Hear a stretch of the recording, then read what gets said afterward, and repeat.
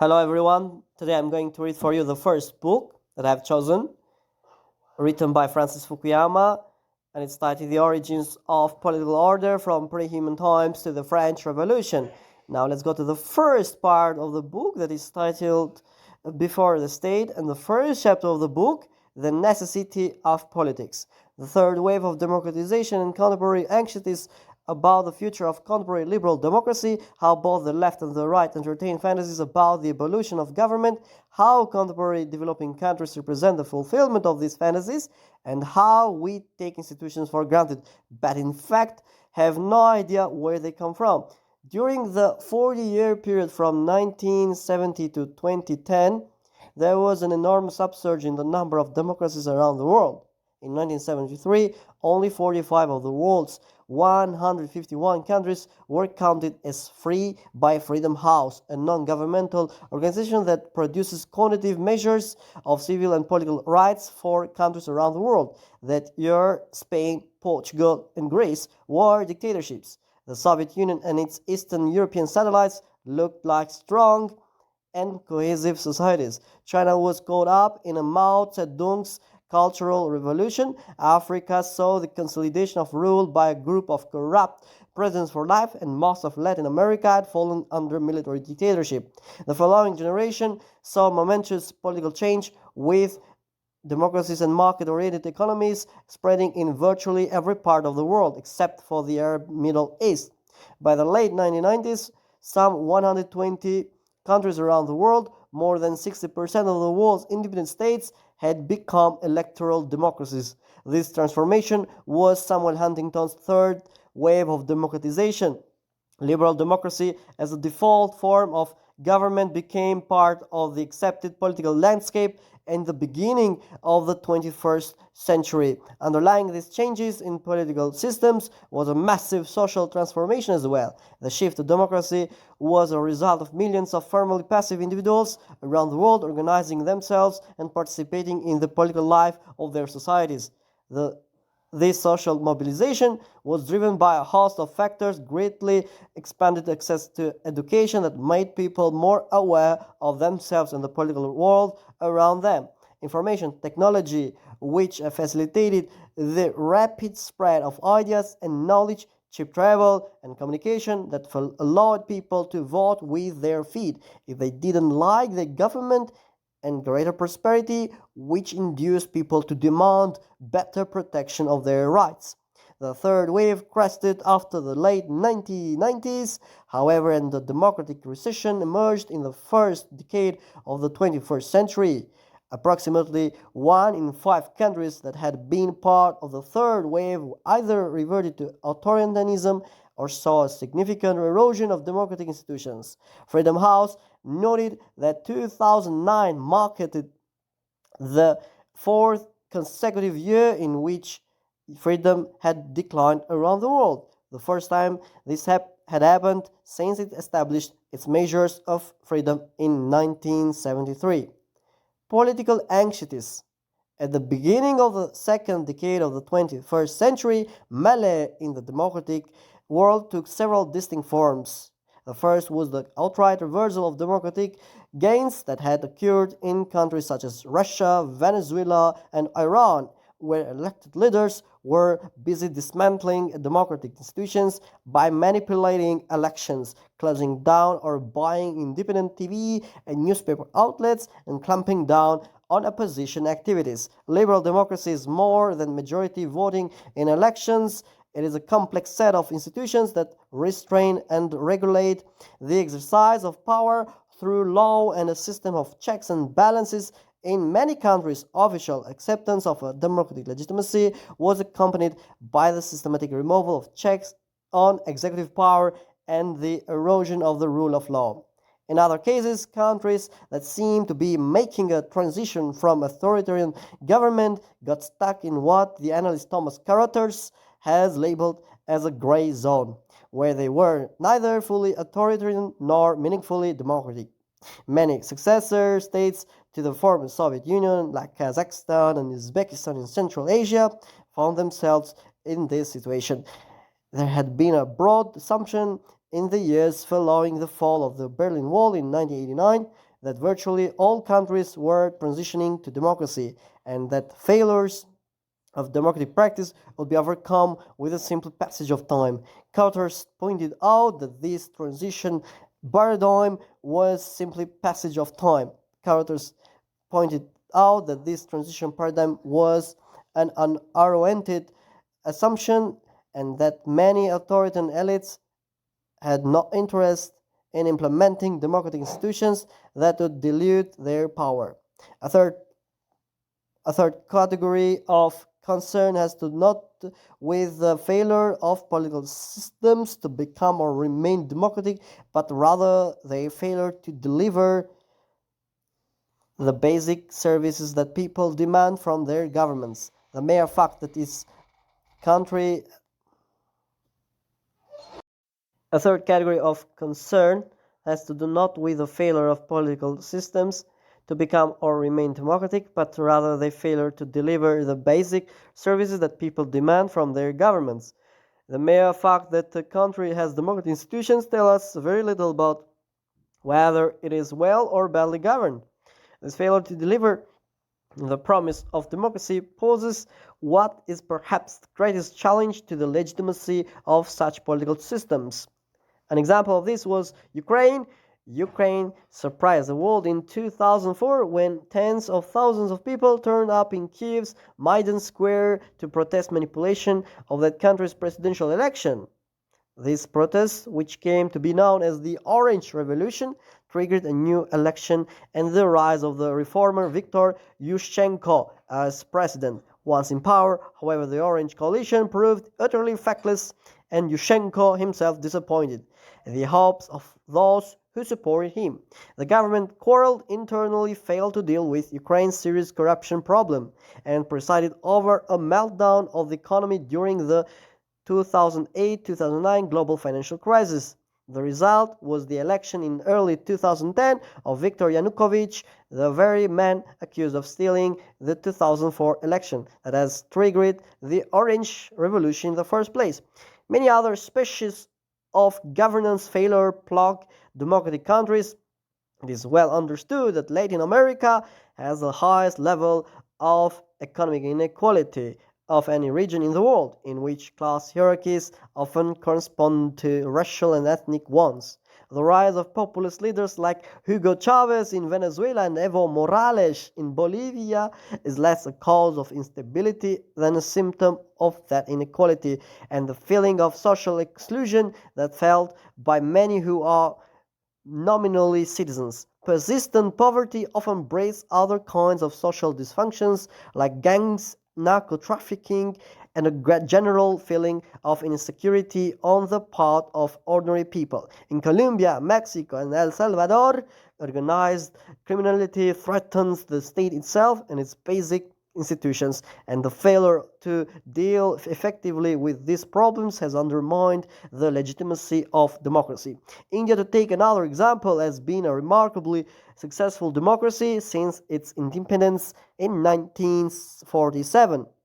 An achievement all the more remarkably given its poverty, ethnic and religious diversity, and enormous size, while a longer historical view of India political development should lessen our surprise is the subject of chapter 10 and 12. Nonetheless, Indian democracy, like sausage making, looks less appealing the closer one gets to the process. Nearly one-third of Indian legislators, for example, are under some form of criminal indictment, some for serious crimes like murder and rape. Indian politicians often practice an overt form of patronage politics in which votes are traded for political favors.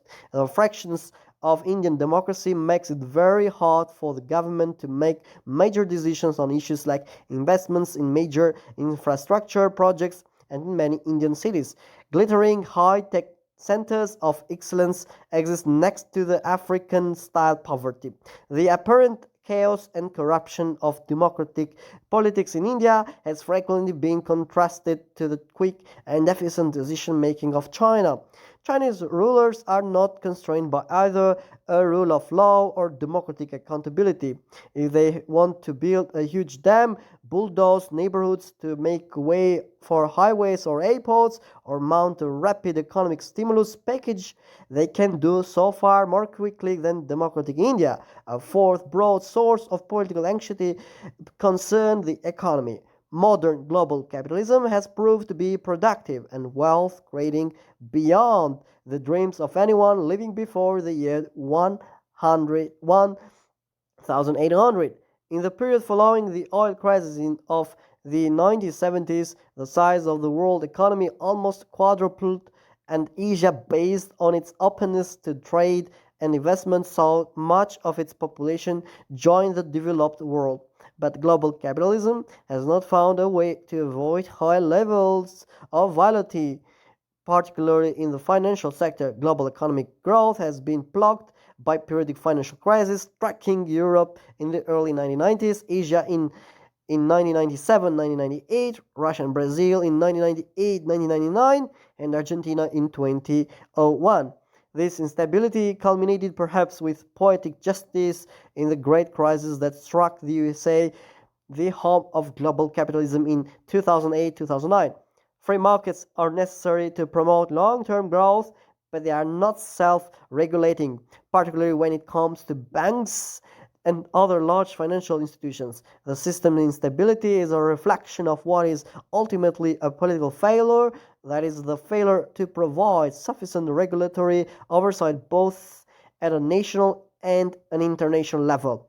The cumulative effect of this economic crisis has not necessarily been to undermine confidence in market-based economics and globalization as engines of economic growth. China, India, Brazil, and any number of other so-called emerging market countries continue to perform well economically based on their participation in global capitalism. But it's clear that the political job of finding the right regulatory mechanism to tame capitalism's volatility have not yet been found. Political decay. The later point suggests an urgent but often overlooked area of concern about democracy's future. Political institutions develop often slowly and painfully over time as human societies strive to organize themselves to master the environments, but political decay occurs when political systems fail to adjust to changing circumstances. There is something like a law of the conservation of institutions. Human beings are ruled following animals by nature. They are born to conform to the social norms they see around them, and they entrench those rules with often transcendent meaning and value. When the surrounding environment changes and new challenges arises, there is often a disjunction between existing institutions and present needs. Those institutions are supported by legions of entrenched stakeholders who oppose any fundamental change. American political institutions may well be headed for a major test of their edibility. The American system was built around a firm conviction that concentrated political power constituted an imminent danger to the lives and liberty of citizens. For this reason, the USA Constitution was designed with a broad range of checks and balances by which different parts of the government could prevent other parts from exercising tyrannical control. This system has served the country well, but only because at a certain critical juncture in its history, when strong government was necessary, it was possible to forge the consensus to bring it about through the exercise of political leadership. There is unfortunately no institutional guarantee that the system as designed will always check tyrannical power, yet allow exercises of state authority when the need rises. The latter depends in the first instance on the existence of a social consensus on political ends, and this has been lacking in American political life in recent years. The United States faces a series of large challenges, mostly related to fixing its long-term fiscal situation. Over the past generation, Americans have spent money on themselves without paying their own way through taxation, a situation that has been exacerbated by years of too easy access to credit and overspending on both a household and governmental level. The long-term fiscal shortfall and foreign indebtedness threaten the very basis of American power around the world, as other countries like China gain in relative statehood. None of these challenges is so enormous that it cannot be resolved through timely, if painful action, but the American political system, which should facilitate the formation of consensus, is instead contributing to the problem. The Congress has become highly polarized, making the passage of legislation extremely difficult. For the first time in modern history, the most conservative Democratic Congress is more liberal than the most liberal Republican. The number of seats in Congress won by a margin of 10% or less, meaning that they are up of grabs by either party, has fallen steadily from nearly 200 in the late 19th century to only a little more than 50 in the early 2020s. In 2000s, both political parties have become much more ideologically homogeneous, and deliberative debate between them has been deteriorated. These kinds of divisions are not historically unprecedented, but in the past they have been overcome by strong presidential leadership, which has not been forthcoming. The future of American politics rests not just in politics but also in society. The polarization of Congress reflects a broad trend toward the growing homogenization of neighborhoods and regions as Americans sort themselves out ideologically, but by where they choose to live. The trend towards associating only with like-minded people is strongly amplified by the media, where the proliferation of communication channels ends up weakening the shared experience of citizenship.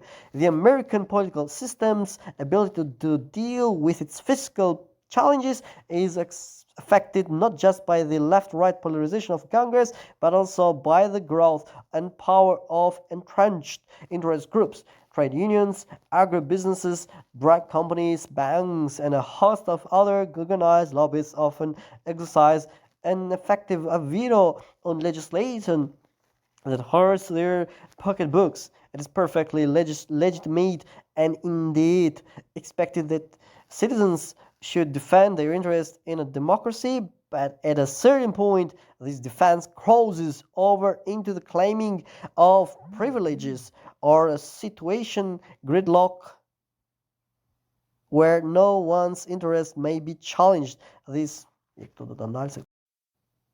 But at a certain point, this defense crosses over into the claiming of privileges or a situation of gridlock where no one's interest may be challenged. This explains the rising levels of populist anger on both the right and left that contribute to polarization and reflect a social reality at odds with the country's own legitimating principles. The complaint by Americans that the United States is dominated by elites and powerful interest groups reflects the reality of increasing income and wealth inequality in the period from the 1970s to the early 2000s. Inequality per se has never been a big problem in American political culture, which emphasizes equality of opportunity rather than of outcomes. But the system remains legitimate only as long as people believe that by working hard and doing their best, they and their children have a fair shot at getting ahead, and that the wealthy got there playing by the rules. The fact is, however, that rates of intergeneralization, social mobility are far lower in the United States than many Americans believe them to be, and lower than in many other developed countries that traditionally have been regarded as rigid and stratified. Over time, elites are able to protect their positions by gaming the political system, moving their money offshore to avoid taxation, and transmitting these advantages to their children through favored access to elite institutions. Much of this was laid bare during the financial crisis of 2008-2009, when it became painfully clear that there was little relationship between compensation in the financial services sector and real contributions to the economy. The industry had used its considerably political muscle to dismantle regulation and oversight in the previous decade and continued to fend off regulation in the crisis aftermath. The economic Simon Johnson suggested that the power of the financial oligarchy in the United States was not different from what existed in emerging market countries like Russia or Indonesia. There is no automatic mechanism by which political systems adjust themselves to changing circumstances. The story of the failure to adjust and thus the phenomenon of political decay is told in later pages of this volume. There was no necessary reason why the Mamluk Sultanate in Egypt couldn't have adopted firearms earlier to meet rising external threats as the Ottomans, who ultimately defeated them, did, nor was it inevitable that emperors in the late Ming dynasty in China would fail to tax their citizens adequately to support an army that could defend the country from the Manchus. The problem in both cases was the enormous institutional inertia existing behind the status quo. Once a society fails to confront a major fiscal crisis through serious institutional reform, as the French monarchy did after the failure of the Grand Party in 1557, it is tempted to resort to a host of short-term fixes that erode and eventually corrupt its own institutions.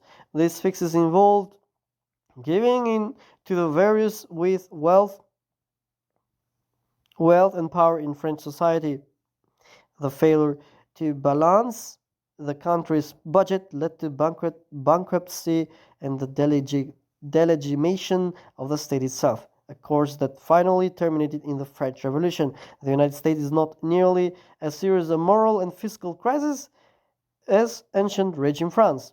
The danger, however, is that its situation will continue to worsen for a time in the absence of some powerful force that will knock the system off its current dysfunctional institution equilibrium. That is for all. That is all for today. That is all for today. I'm going to continue reading the other parts of the book in my later videos. So keep in touch. Don't forget to subscribe, to share and like, and have a nice time.